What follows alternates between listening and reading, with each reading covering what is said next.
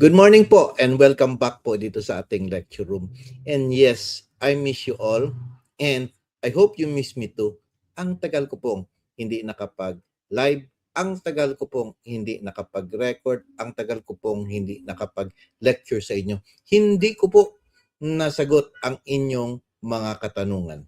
Welcome back ulit dito sa ating lecture room and I am now back. Now, I have a very important announcement kung bakit po hindi po ako nakapag-lecture, nakapagsagot sa tanungan. Ang dami pong mga pangyayari po kasi sa bansa natin na which made me delve into more important issues. But now I'm back. No? And with this, I would like to announce to you that in association of my itong pinagkakaguluhan ngayon, ito pong Sarah All Philippines, Pilipinas Duterte pa rin, meron po akong collaboration dito po sa movement na ito.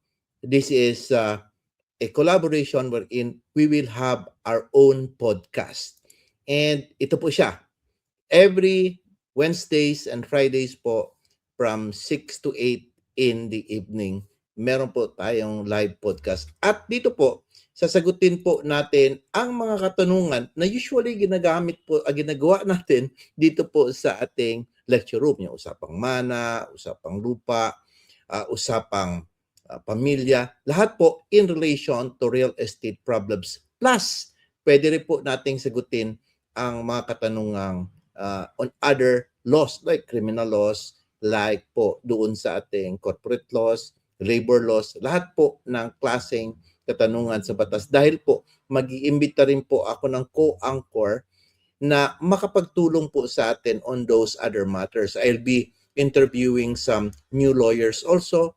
And later on, mag-interview po tayo ng mga head of offices sa mga different government agencies.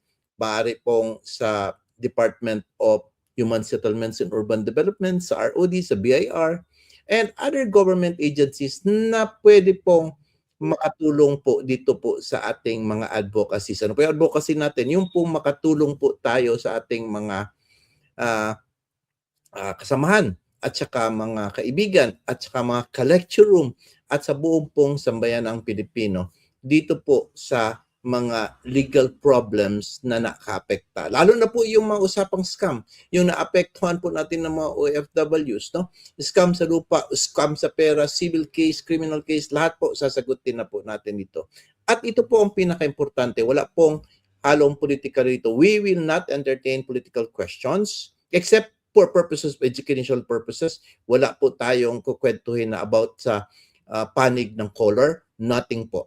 While we are Sarah All Philippines here, and indeed we are advocates of the Dutertes, we will answer the questions based on those questions na kailangan po nating mga taong bayan. Everyone is invited po, no colors po, and we will just answer legal questions.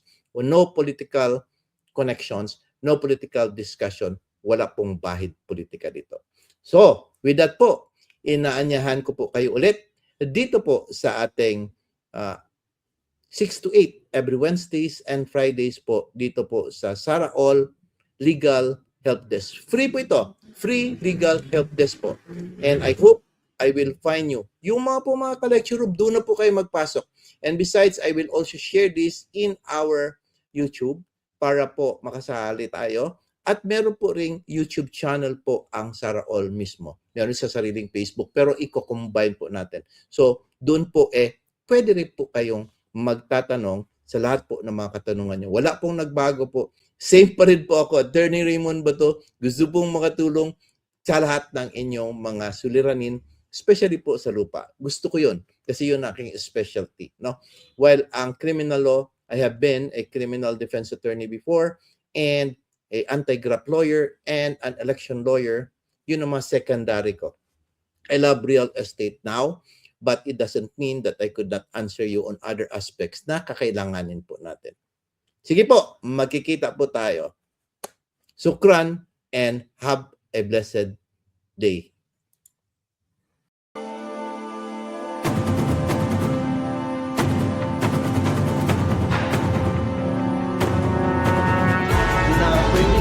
several episodes, tatlong bagay po to verify. Which I think can be verified. Comment section can be verified. Attorney Raymond Batu, Real